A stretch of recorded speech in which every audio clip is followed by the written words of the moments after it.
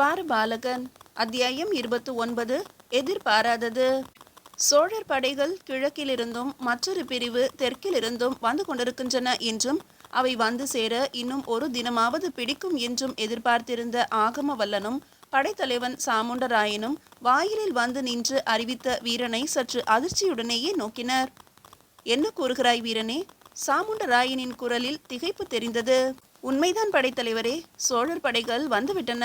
தெற்கிலிருந்து ஒரு பிரிவும் வந்து இணைந்து கொண்டது. தாங்களே வந்து பாருங்கள் என்றான். சரி, ஓலை ஒன்று வந்திருப்பதாக கூறினாயே? ஆம் பிரபு, இதோ அந்த ஓலை என்ற வீரன் கரத்தில் இருந்த ஓலை குழலை உயர்த்தினான். படைத்தலைவன் சாமுண்டராயனை நெருங்கி அவன் கரத்தில் ஓலை குழலை வைத்த வீரன் தயங்கியபடியே பின்னால் நகர்ந்தான். ஓலை குழலை பிரித்த படைத்தலைவன் சபையில் அதை வாசிக்க தொடங்கினான். சாளுக்கிய மன்னா, எனது எச்சரிக்கையையும் மீறி மீண்டும் போருக்கு சித்தமாகிக் கொண்டிருக்கிறாய். நமது போர்களால் அவதிப்படுவது வீரர்கள் மட்டுமல்ல, உனது மக்களும் தான். இப்போதும் கூட போரை நிறுத்துவதற்கான வாய்ப்பு இருக்கிறது. மறுத்தால் நான் முன்பே கூறியபடி உனது தலைநகர் அழிக்கப்படும். நாளை காலை தாக்குதலை எதிர்கொள்ள தயாராக இரு. இப்படிக்கு ராஜாதிராஜ சோழதேவன். வாசித்து முடித்ததும் அவையில் சற்று நேரம் அமைதி நிலவியது. ஆகமவல்லன் முகத்தில் முறுவல் நெளிந்தது. சபையை ஒருமுறை ஏறெடுத்தவன் சாமுண்டராயனை நோக்கி திரும்பினான். படைத்தலைவரே, நாளை காலை வரை ஏன் காத்திருக்க வேண்டும்? நாம் இப்போதே தயாராகத்தான் இருக்கிறோம். இந்த ஓலைக்கு பதிலாக போர் முரசுகள் ஒலிக்கட்டும். எந்திர தூணை இயக்க உத்தரவிடுங்கள். கோட்டையின் மேற்கே இருக்கும் படை பிரிவுகளுக்கு உடனே செய்தி அனுப்புங்கள். இன்னும் சிறிது நேரத்தில் தாக்குதலை நாமே தொடங்குவோம் என்றான் ஆகமவல்லன்.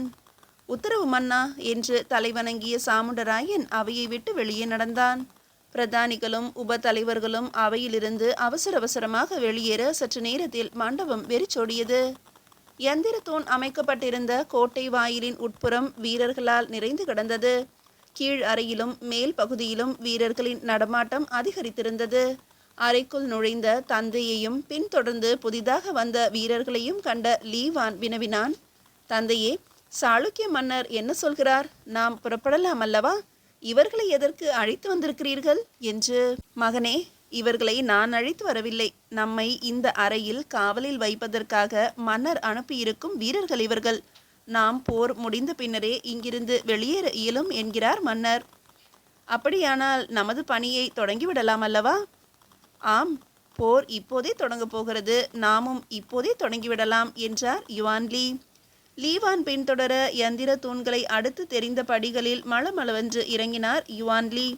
கீழ்த்தளத்தை அடைந்ததும் கருங்கற்களாலும் மரத்தாலும் ஆன சக்கரங்களை சோதித்தவர் கோட்டை வாயிலில் நிற்கும் துவாரபாலகனை நோக்கி செல்லும் நீண்ட மூங்கில் குழாய்களையும் இரும்பு தகடுகளையும் ஒருமுறை பரிசோதித்தார்.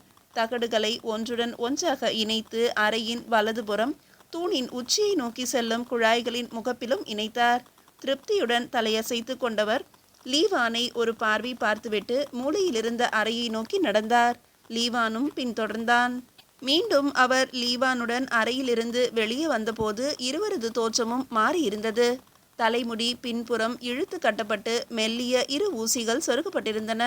மெல்லிய சங்கிலிகள் கோர்க்கப்பட்ட அங்கியும் நீண்ட வாளும் முழங்கால் வரை தொங்கும் இருப்பு வலையுமாக சீனத்து போர் உடையான மாயில் அங்கிகளை இருவரும் அணிந்திருந்தார்கள். இருவரும் வெளியே வந்து நின்ற அதே சமயத்தில் கோட்டை சுவரின் மீதிருந்து போர் முரசுகள் ஒலிக்க தொடங்கின. கோட்டை வாயிலிருந்து பெரும் கூச்சல் எழுந்தது. தொடர்ந்து காற்றை கிழித்து அம்புகளும் ஈட்டிகளும் பறக்கும் ஒலிகளும் புறவிகளின் கனைப்பொலியும் பெரிதாக எழுந்தன. காவலுக்கு வந்திருந்த சாளுக்கிய வீரர் 11 யுவானின் உத்தேசத்தை புரிந்து கொண்டதால் உருவிய வாட்களுடன் பாய்ந்தனர்.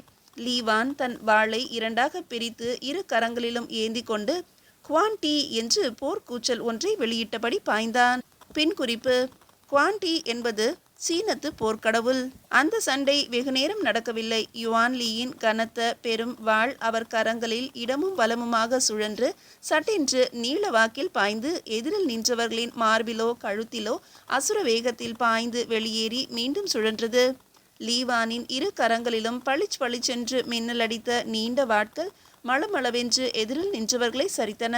ஒரு நாழிகை நேரத்தில் சாளுக்கிய வீரர் 11 சரித்து தரையில் உருளவிட்ட இருவரும் அப்படியே திரும்பி எரி எண்ணெய் நிரம்பிய சிறு கிணற்றை தாண்டி பக்கவாட்டில் சென்று மூங்கில்களின் மீது கால் பதித்து மதில் சுவரை நோக்கி நடந்தார்கள். சுவரை அணுகியதும் யுவான் லீ வலதுபுறம் தெரிந்த பிடியை அழுத்தி சுழற்றினார். ஒரு ஆள் நுழையும் அளவுக்கு சுவரில் பதிக்கப்பட்டிருந்த கதவு இடது பக்கமாக விலகியது. திறந்த கதவின் வழியே துவார பாலகனின் முதுகு பக்கமும் அதை தாண்டி அகழிக்கு அப்பால் அணிவகுத்திருந்த சோழர் படையும் பளீர் என்று தெரிந்தது. அதே சமயத்தில் மேல் பகுதியிலிருந்து யந்திர தூண்கள் சுழலும் ஒலி கரகரவென்று கேட்டது. இரு சீனத்து வீரர்களும் கோட்டை சுவருக்கு வெளியே திவார பாலகன் அருகே நிற்பதை சாளுக்கிய வீரர்கள் கவனித்திருக்க வேண்டும். கோட்டை கதவின் நடுவே திட்டி வாசல் போன்ற கதவு திறந்து வீரர்கள் உருவிய வாட்களுடன் வெளியே வந்தனர். வீரர்களுக்கு பின்னால் விஜயாதித்தனின் உரத்த குரல் ஒலித்தது.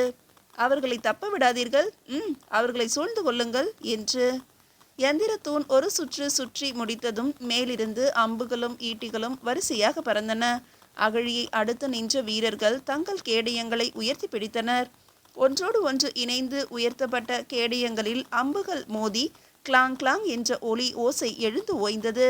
யுவான் லீயின் முகத்தில் முறுவல் ஒன்று நெளிந்தது. லீவானை பின்னுக்கு தள்ளியவர், லீவான், நீ துவார பாலகனின் பின்புறம் செல். இன்னும் 2 சுற்றுக்கள் சுற்றி முடியும் வரை காத்திரு. நான் இவர்களை கவனித்துக் கொள்கிறேன் என்றார். அதே சமயத்தில் கோட்டை சுவரின் உச்சியில் நின்றபடி எதிரே இருந்த சோழர் படையில் யந்திர தூணிலிருந்து அம்புகள் பாய்வதையும் கேடயங்களை கொண்டு வீரர்கள் தடுப்பதையும் கவனித்தபடி நின்றிருந்த ஆகம வல்லனின் முகத்தில் மகிழ்ச்சி தெரிந்தது. அவனோடு அவசரமாக வந்து சேர்ந்து கொண்ட சாமுண்டராயனின் குரல் ஒலித்தது. இன்னும் ஒரு முறை அந்த தூண்களின் மேற்பகுதி சுழன்றால் எரியம்புகள் பறக்கும் மன்னவா. மேற்கில் இருக்கும் நமது படைகளுக்கு சர்ப்ப வியூகத்தை அமைத்தபடி முன்னால் 2 புறங்களிலும் வருமாறு உத்தரவிட்டு விட்டேன். இன்னும் சில கணங்களில் எதிரே நிற்கும் அணிவகுப்பு எரியம்புகளால் கலைய தொடங்கிவிடும். என்ன செய்ய போகிறார்கள் இவர்கள் என்பதை பார்க்கலாம் என்றான். 2வது முறையும் யந்திர தூண்கள் சுழன்று அம்புகளை விசிறின. யுவான் லீயை சூழ்ந்து கொண்ட வீரர்கள் வாட்களோடு நெருங்கிய பின்பே ஆபத்தை உணர்ந்தனர். யுவான் லீயின் கனத்த வாள் பக்கவாட்டில் நெருங்கும் வீரர்களை அசுர வேகத்தில் தாக்கியது. அந்த கனத்த வாளின் வேகமும் இடியாக இறங்கிய விதமும் ஒவ்வொரு சுழற்சலுக்கும் பக்கவாட்டில் நெருங்குபவர்களை உக்கிரமாக தாக்கி அழிக்க தொடங்கியது. கழுத்தில் அந்த கனத்த வாள் ஊடுருவியதாலும் சிலருக்கு கரங்கள் வெட்டப்பட்டதாலும் சிலரின் தலை மட்டுமே தனியே பறந்து போய்விட்டதாலும் எழுந்த அலறல்கள் அங்கு பலமாக ஒலித்தன. நிலைமையை உணர்ந்து கொண்ட விஜயாதித்தன் உரத்து குரல் கொடுத்தான். அவனை பக்கவாட்டில் நெருங்காதீர்கள், நேர் எதிரிலும் பின்புறமாகவும் வந்து தாக்குங்கள், குறுவாட்களையும் ஈட்டிகளையும் எரியுங்கள் என்று. நேர் பின்னாலும் முன்புறமும் தாக்கத் தொடங்கிய வீரர்களை யுவான் லீ பார்த்த பார்வையில் உஷ்ணம் தெரிந்தது. வீரர்கள் எரிந்த குறுவாட்களும் ஈட்டிகளும் வரும் வேகத்தை கவனித்தவர் வேகமாக நகர்ந்தபடி சட்டென்று குனிந்து நிமிர்ந்தார். எரியப்பட்ட குறுவாட்கள் மறுபுறம் நின்றவர்களை தாக்கின. மீண்டும் வீரர்களின் கூக்குரல் ஒலித்தது. அகழிக்கு மறுபுறம் நின்ற சோழர் அணிவகுப்பில் இடதுபுறம் நின்ற படைப்பிரிவின் முகப்பில் புறவியில் அமர்ந்து கோட்டையை கவனித்து கொண்டிருந்த பூங்கோதையையும் விஜயச்சந்திரனும் கோட்டை வாயிலில் நடந்தவற்றையும் கவனித்திருக்க வேண்டும். பலமாக குரல் கொடுத்தபடி புறவிகளை பாயவிட்ட இருவரும் அணிவகுப்பை ஊடுருவி முன்பகுதிக்கு வந்தனர்.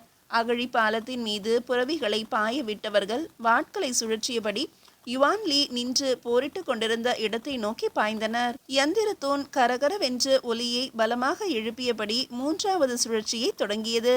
தலைக்கு மேல் ஏரி அம்புகள் பறப்பதை லட்சியமே செய்யாமல் யுவானை நெருங்கிய பூங்கோதையும் உடன் வந்து இறங்கிய விஜயச்சந்திரனும் வாட்களை உருவிக்கொண்டு முன்னால் பாய்ந்தனர். கோட்டை சுவரின் மீது நின்றபடி யுவான் போரிடுவதையும் திடீரென்று அவனுக்கு துணையாக இருவர் வந்து சேர்ந்து கொண்டதையும் வந்தவர்களின் கை வேகம் அபரிமிதமாக இருப்பதையும் தன் வீரர்கள் மளமளவென்று சரிவதையும் கவனித்து கொண்டிருந்த ஆகம வல்லன் முகத்தில் எள்ளும் கொள்ளும் வெடித்தன. திடீரென்று வந்து சேர்ந்து கொண்ட இருவரால் தனது வீரர்கள் திணறியதை கண்ட விஜயாதித்தன் ஒரு கணம் திகைத்துத்தான் போனான். லீவான், வாளை வீசியபடியே குரல் கொடுத்தார் யுவான் லீ. உத்தரவிடுங்கள் தந்தையே. லீவானின் குரல் பதில் அளித்தது. 3வது முறை யந்திர தூண் சுழல்கிறது. அந்த சுழற்சி முடியும் முன்பாக அதன் வலது கரத்தை பின்னுக்கு லேசாக இழுத்து மேல் நோக்கி உயர்த்திவிடு என்றார் தனது வாளை எதிரிகளின் மீது சுழற்சியபடியே. அப்படியே தந்தையே என்ற லீவான் துவார பாலகனின் பின்புறத்தில் வலது கரத்தின் தோளை பற்றி பலம் கொண்ட மட்டும் இழுத்தான். மழமழவென்று இழைக்கப்பட்ட குழல் போன்ற கரங்களில் செதுக்கப்பட்ட கைப்பிடி ஒன்று நகர்ந்து ஒரு விரற்கடை தூரம் வெளியே வந்தது. அதன் முழங்கை பகுதியையும் மணிக்கட்டிலும் கரங்களை பதித்து மேல் நோக்கி தள்ளினான். ஏதோ வெண்ணெயில் பதித்த குறுவாளை உருவி எடுப்பது போல எளிதாக துவாரபாலகனின் வலது கரம் உயர்ந்தது. யந்திர தூணின் உச்சியிலிருந்து இடிந்து விடுவதைப் போல கரகரவென்று ஒலி எழுந்தது. அதுவரை இல்லாத வேகத்தில் தூணின் மேல் பகுதி சுழன்று நின்றது. அம்புகளையும் ஈட்டிகளையும் எரியும் துவாரங்கள் கோட்டையின் உள்பகுதியை பார்த்து நின்றன. அடுத்து அசுர வேகத்தில் எரியம்புகளும் பெரும் ஈட்டிகளும் கோட்டையின் உள்பகுதியை நோக்கி பறந்தன. தீக்கங்குகள் கோட்டையின் பல பகுதிகளை நோக்கி பறந்து ஆங்காங்கே நெருப்பை பற்ற வைத்தன. கோட்டையின் உள்ளிருந்து பலத்த கூச்சல் எழுந்தது. வணிகர் வீதியிலும் அரச குடும்பத்தவர் மாளிகையிலும் கோட்டை சுவரை ஒட்டியிருந்த வீரர்கள் குடியிருப்பிலும் தீ மளமளவென்று பற்றி பரவத் தொடங்கியது. 4 புறங்களிலும் பரவிய தீயால் வீரர்களும் உள்ளே தங்கியிருந்த அரச குடும்பத்தவர்களும் எஞ்சியிருந்த வணிகர்களும் அங்கும் இங்குமாக கலவரத்துடன் ஓடத் தொடங்கியதால் கோட்டையின் உள்ளே குழப்பத்துடன் சேர்ந்து பற்றி எரிந்த தீயும் உயரத் தொடங்கியது. மீதியை இறுதி அத்தியாயத்தில் காணலாம். இறுதி அத்தியாயம் 30. விஜயராஜேந்திர சோழதேவன். கோட்டை சுவர் மீது நின்றபடி எதிரே தெரிந்த சோழர் படையை கவனித்துக் கொண்டிருந்த ஆகமவல்லனை திகைக்க வைக்க யந்திர தூண்கள் திடீரென சுழன்று நகரின் உள்பக்கமாக எரி அம்புகளையும் ஈட்டிகளையும் வீசத் தொடங்கிவிட்டது என்றால் அவன் திகைப்பை இன்னும் உயர்த்த சோழர் அணிவகுப்பை இரு புறங்களிலும் விழுங்க வரும் நீண்ட சர்ப்பம் போல சாளுக்கிய படைகள் வருவதையும் சோழர் படைகள் ஏதோ கோடு கிழித்ததைப் போல நடுவில் ஒரு பகுதியை விட்டுவிட்டு இரண்டாக பிரிந்து ஏதோ அசுர பறவை ஒன்றின் சிறகுகளைப் போல விரிந்து பின்வாங்குவதையும் அவற்றின் தலைப்பகுதியில் சோழர் படை தலைவன் சுருதிமான் நக்கன் சந்திரனும் வேங்கி நாட்டு கோட்டை தலைவன் வானவராயனும் ரதங்களை திருப்பிக் கொண்டு எதிரே வந்த சர்ப்பங்களை நோக்கி பாய்வதையும் கவனித்தான். போர் நடந்து கொண்டிருக்கும் போதே எப்படி இவர்கள் வியூகங்களை எந்த குழப்பமும் இன்றி பிரிக்கிறார்கள்? ஆகமவல்லன் சித்தத்தில் கேள்வி எழுந்து அவனை திகைக்க வைத்தது. அது போதாது என்று இரு புறங்களிலும் படைப்பிரிவுகள் பிரிந்து போனதால் நடுவில் இருந்த பகுதி நகர்ந்து முன்னால் வரத் தொடங்கியது. இதனை உற்று கவனித்த பிறகே படைகளின் முன்னால் வருபவன் யார் என்பது புரிந்தது ஆகமவல்லனுக்கு. அரிவாரணம் என்ற அந்த போர்க்களிற்றை கண்டதும் அவன் பிடரியில் வியர்க்கத் தொடங்கியது. 12 அடிக்கு குறையாத உயரத்துடனும் அதற்கு ஏற்ற வலுவான உடல் அமைப்புடனும் தலையிலிருந்து தந்தங்கள் நீண்ட பகுதி வரை போர்த்தப்பட்ட கவசத்துடனும் தந்தங்களின் குரான முனைகளில் செருகப்பட்ட ஈட்டிகளின் முனைகளுடனும் போருக்கு முன்னதாக அளவோடு 4 குடங்கள் உயர்ந்த வகை மதுவை அருந்தியதால் சிவந்து கிடந்த சிறு கண்களில் அனல் பறக்க துதிக்கையில் சுழற்றிய கனத்த இருப்பு உலக்கையுடனும் இன்னும் பல போர்க்களிறுகள் பின்தொடர கோட்டை வாயிலை நோக்கி தட் தட் என்று நிலம் அதிர காலடி எடுத்து நெருங்கத் தொடங்கிய சோழ மன்னனின் பட்டத்து யானை ஒரு முறை தலையை உயர்த்தி கோட்டை சுவரின் உச்சியில் நின்ற ஆகமவல்லனை நோக்கியதும் உரத்த குரலில் அந்த பகுதியே அதிரும்படி பிளிரியது. அரிவாரணத்தின் மீது அமர்ந்து வந்து கொண்டிருந்த இருவரையும் நன்றாகவே அறிந்திருந்தான் ஆகமவல்லன். பூரண கவசத்துடன் தன் நீண்ட வாளை தரித்தபடி சோழர் மகுடத்தின் புலி சின்னத்தின் விழிகளின் சிவந்த கற்கள் தீ விழி விழிக்க அரிவாரணத்தின் மீது அமர்ந்தபடி வந்து கொண்டிருந்த சோழ மன்னனுக்கு முன்னதாக அரிவாரணத்தை செலுத்தும் பாகனாக அமர்ந்திருந்தான் சோழ மன்னனின் மெய்க்காவல் படைத்தலைவன் செழியன். நிலம் அதிர அடியெடுத்து வந்து கொண்டிருந்த அரிவாரணம் திடீரென்று நின்றது. மீண்டும் தன் பெருங்குரலில் ஒரு பிளிரலை வெளியிட்டது. அந்த பிளிரல் ஒலி ஓயும் முன்பாக பின்னால் இருந்த படைப்பிரிவிலிருந்து 4 களிறுகள் தடதடவென்று அரை ஓட்டமாக முன்னணிக்கு வந்தன. அவற்றின் துதி கைகளில் கனத்த இருப்பு உலக்குகள் சுழன்றன. வந்த வேகத்தில் அவை அரிவாரணத்தையும் கடந்து கோட்டை கதவுகளை நோக்கி வேகமாக சென்றன. வாயிற்கதவின் அருகே யுவான் லீயையும் பூங்கோதையையும் தாக்கி கொண்டிருந்த சாளுக்கிய வீரர்களுக்கு அரிவாரணத்தை கண்ட உடனேயே திகில் சித்தத்தில் பரவியது. அது போதாது என்று அரிவாரணம் நின்று அழைத்த உடனேயே இருப்பு உலைக்கைகளுடன் ஓடி வந்த 4 போர்க்களிர்களையும் கண்டவர்கள் போரிடுவதை அப்படியே நிறுத்திவிட்டு திரும்பி திட்டிவாசல் வழியே கோட்டைக்குள் பாய்ந்தனர். அனைவருக்கும் முன்னால் விஜயாதித்தன் உள்ளே நுழைந்து காணாமல் போயிருந்தான். போர்க்களிறுகளை நோக்கி முறுவலுடன் திரும்பிய யுவான் லீ தன் வாளை உயர்த்தி சக்கரவட்டமாக சுழற்றி உயர்த்தினார். அவரது மறுகரமும் உயர்ந்து ஏதோ சமிகை செய்தது. அவரையும் அவருடன் நின்றவர்களையும் ஒதுக்கிவிட்டு களிறுகள் கோட்டை கதவுகளை நோக்கி பாய்ந்தன. அவை வந்த வேகத்தில் இருப்பு உலக்கைகள் கதவின் மீது இடித்து திட்டிவாசலின் அருகே கோட்டை கதவை பிளந்தன. சற்று பின்னால் வந்து மீண்டும் பாய்ந்து பழகிய லாவகத்தில் உடைந்த கதவின் பகுதியை மீண்டும் பிளந்தன. மூன்றாவது மோதலில் கோட்டை கதவுகள் மளமளவென்று பிளந்து உட்புறமாக சரிந்து பலத்த ஒலியை எழுப்பியபடி விழுந்தன. அடுத்து அதுவரை வேடிக்கை பார்த்தபடி நின்ற அரிவாரணம் முன்னால் பாய்ந்தது. சோழ ராஜாதி ராஜனின் கரத்திலிருந்த வாள் உயர்ந்து முன்னும் பின்னுமாக அசைந்து சமிகை செய்தது. அகழி பாலத்தை அடுத்து நின்றிருந்த சோழர் படை வீரர்கள் பெரும் கூச்சலுடன் உடைந்த கோட்டை கதவை மிதித்து கொண்டு அரிவாரணத்தை தொடர்ந்து உள்ளே பிரவேசித்தனர். கல்யாணபுரத்து கோட்டையின் உள்ளே 4 புறங்களிலும் தீ கொழுந்துவிட்டு எரிய தொடங்கியிருந்தது. அனுமனின் லங்கா தகனம் எப்படி இருந்திருக்கும் என்பதை அங்கிருந்த காட்சிகள் விவரித்தன. அன்று அனுமன் இட்டான் தீ, இன்று இது யுவான்லி இட்ட தீ. அரிவாரணம் அரண்மனையில் இருந்த வீதியிலும் மற்ற பெரு வீதிகளிலும் சுற்றி சுற்றி அலைந்து யாரையோ தேடியது. அது சென்ற வழிகள் எங்கும் சரிந்த தூண்களும் உடைந்த சுவர்களும் தரையில் புரண்ட கொடிகளும் அலறி ஓடும் ஆண்களும் பெண்களுமாக கூட்டங்களுக்கு அது சென்ற வழியை அறிவித்து கொண்டிருந்தன. எங்கு தேடியும் சாளுக்கிய மன்னன் ஆகம வல்லனை இறுதி வரை கண்டுபிடிக்கவே முடியவில்லை. கதிரவன் உச்சிக்கு வரும் சமயத்தில் சாளுக்கிய படைத்தலைவன் சாமுண்டராயன் வாட்போரில் வானவராயனால் கொல்லப்பட்டான் என்ற செய்தி வந்தது. அதன் பின்னர் போர் மெல்ல மெல்ல ஓயத் தொடங்கியது.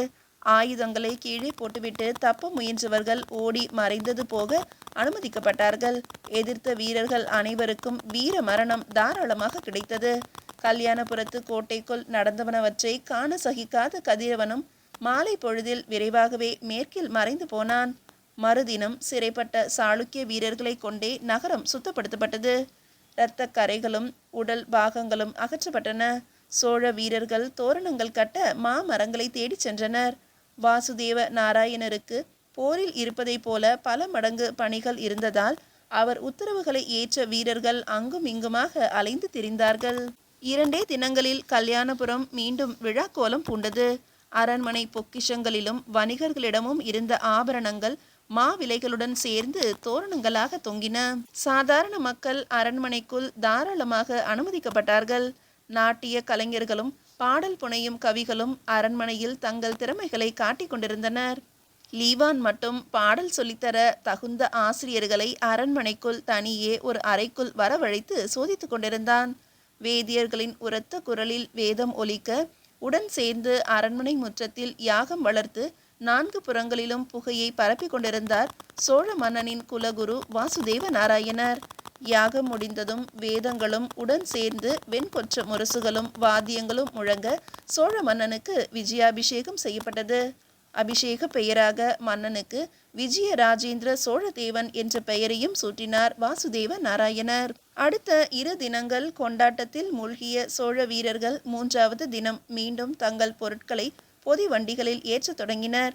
அரிவாரணத்தின் மீது சோழ விஜயராஜேந்திரன் வெகு கம்பீரமாக அமர்ந்து வர முறுவல் பூத்த முகத்துடன் செழியன் முன்னால் செலுத்த, பின்னால் பெரும் சீலை ஒன்றால் சுற்றப்பட்டு இறுக கட்டப்பட்டு பட்டு துணியால் முடிச்சிடப்பட்ட மூட்டையில் சோழ நாட்டை நோக்கி பயணப்பட்டு கொண்டிருந்தான் துவாரபாலகன். யுவான்லி தன் மகன் லீவானின் தோளை அணைத்தபடி போர்க்களிறு ஒன்றின் மீது அமர்ந்து துவாரபாலகன் கட்டப்பட்டிருந்த பட்டு மூட்டையை கவனித்தபடியே தொடர்ந்து வந்து கொண்டிருந்தார். துவாரபாலகனின் பயணம் சோழர் தலைநகர் தஞ்சையை நோக்கித்தான் இருந்திருக்க வேண்டும்.